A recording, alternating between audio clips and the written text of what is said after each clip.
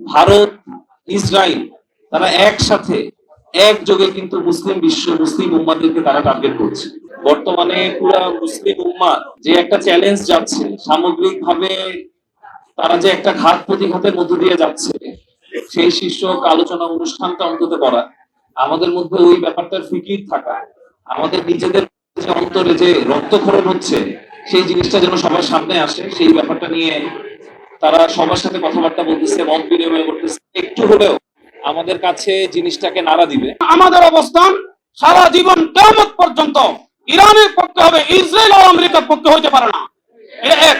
নম্বর দুই, কোরআন হাদিসের এটা চিরন্তন শাশ্বত মূলনীতি।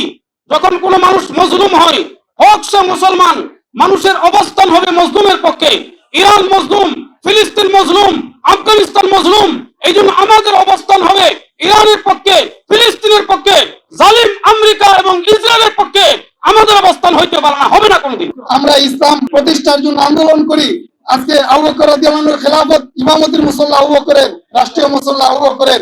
ওসমান রাদিয়াল্লাহু খেলাফত ইমামতির মুসল্লা ওসমানের, রাষ্ট্রীয় মুসল্লা ওসমানের। আলী রাদিয়াল্লাহু খেলাফত ইমামতির মুসল্লা আলীর, ওই রাষ্ট্রীয় মুসল্লা আলীর।